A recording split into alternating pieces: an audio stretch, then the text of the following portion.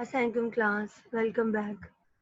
अब हम बात कर रहे थे इनडायरेक्ट मेथड की, जो कि 97% कंपनीज ओवरऑल यूज करती हैं।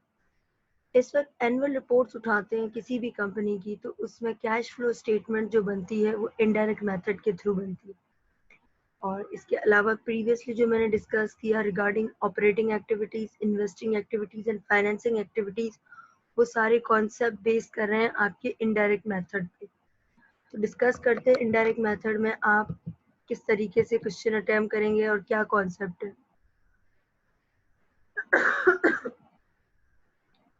सबसे पहले बात करते हैं इनडायरेक्ट मेथड में नेट इनकम की।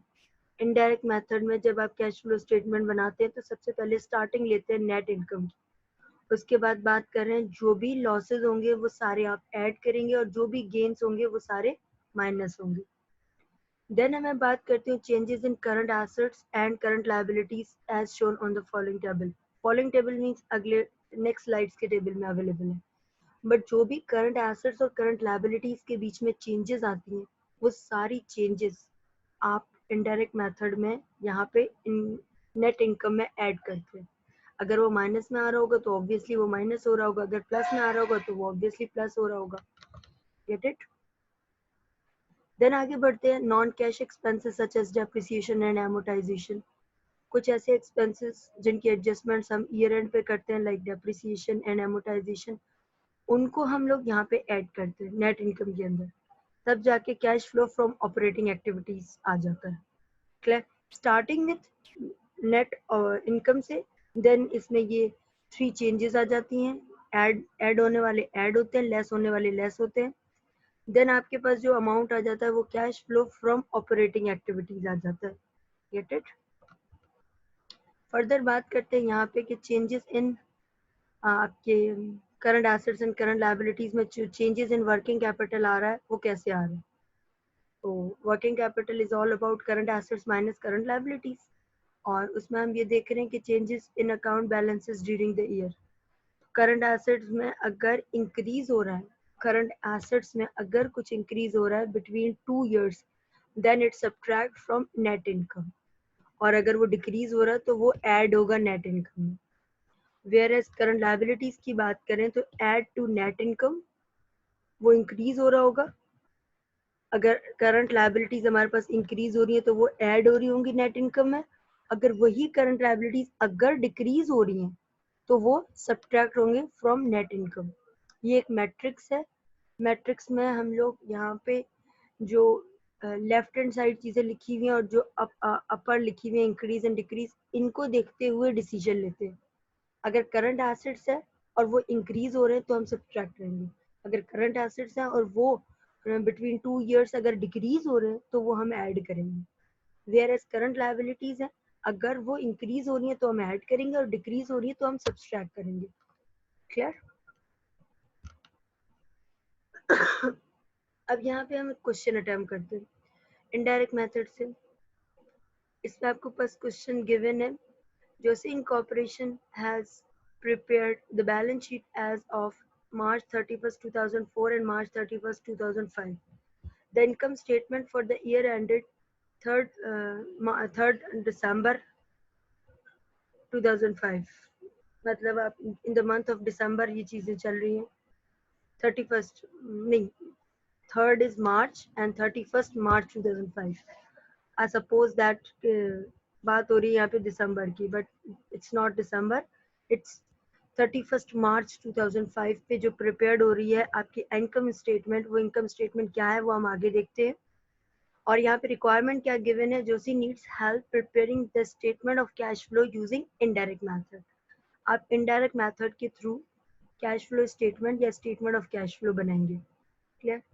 और इसमें income statement and balance sheet आपके पास गिवन है, जिसमें इनकम स्टेटमेंट में बात हो रही है रेवेन्यू की, देन ऑपरेटिंग एक्सपेंसेस की, वो सारे माइनस किए, और उसके बाद डिप्रिसिएशन एक्सपेंस माइनस किया, then gain on sale of land आपने ऐड किया बिकॉज इट्स गेन, और ओवरऑल आपने देखा तो टोटल नेट लॉस आ रहा है। Agreed? I hope so income statement, profit and loss statement यहाँ पे आपको क्लियर है थ्रू इनडायरेक्ट मेथड। अब ये जो 8000 गेन आया वो गेन आया कैसे है, यहाँ पे एक एडिशनल इंफॉर्मेशन गिवन है। The 8,000 gain was the result of selling land costing 32,000 for 40,000 during the period. एक लैंड थी जिसकी कॉस्ट एक्चुअल में 32,000 थी, बट वो हमने सोल्ड किया 40,000 में, जिसकी वजह से 8,000 जो आ रहा है हमारे पास गेन आ रहा है, जिसको हम कह रहे हैं gain on sale of land. Got it? Then आगे हम बात करते हैं इनडायरेक्ट मेथड में बैलेंस शीट क्या गिवन है. जैसे इनकॉर्पोरेशंस की बैलेंस शीट में हम देख रहे हैं एसेट्स की लिस्ट है, और उसमें 2004 के पास कुछ वैल्यूज हैं और 2005 की कुछ वैल्यूज हैं. कैश का बैलेंस गिवन है, अकाउंट रिसीवेबल्स का गिवन है, inventory, then land, then equipment, net equipment आपके पास गिवन है, देन आपके पास टोटल एसेट्स आ रहे हैं. क्लियर? डिपेंड करता है, दोनों ईयर्स आपके टोटल एसेट्स में डिफरेंस आ रहा है. अब यही चीज आपके पास बैलेंस शीट में लायबिलिटीज एंड ऑनर्स इक्विटी में बात आ रही है. Get it? और लायबिलिटीज एंड ऑनर्स इक्विटी में आपके पास सबसे पहले मैं बात करती हूँ लायबिलिटीज की. अकाउंट पेबल गिवन है, देन सैलरीज, देन मैं बात कर रही हूँ आपके पास लॉन्ग टर्म नोट पेबल की, और टोटल लायबिलिटीज आ गई. देन बात करती हूँ ऑनर्स इक्विटी की, जिसमें कॉमन स्टॉक है, रिटेन अर्निंग है, टोटल ऑनर्स इक्विटी आ गई, और जब दोनों को ऐड किया तो टोटल एसेट्स के बराबर हो गई with respect to 2004 and 2005. Got it? अब हम बात करते हैं यहाँ पे Joshi issued 50,000 of number par common stock to settle the 50,000 note payable. अब यहाँ पे जो 50,000 रुपीज इसने पे किए हैं, जो 2004 में ड्यू थे और 2005 में निल हो गए, जीरो हो गए, तो अब ये जो 50,000 इसने पे किए हैं वो बताया गया है इस एडिशनल इंफॉर्मेशन में कि वो 50,000 इसने कैसे पे किए. तो कॉमन स्टॉक का आप डिफरेंस देखें तो 4,50,000 एंड 5 lakhs, इन दोनों के बीच में 50,000 का गैप आ रहा है, इन दोनों के बीच में 50,000 का डिफरेंस आ रहा है. तो कॉमन स्टॉक का जो 50,000 यहाँ पे एडिशन आया है ऑनर्स इक्विटी में, तो वो एडिशन कहाँ यूटिलाइज हो रहा है? वो एडिशन यूटिलाइज हो रहा है लॉन्ग टर्म नोट पेएबल में. Get it?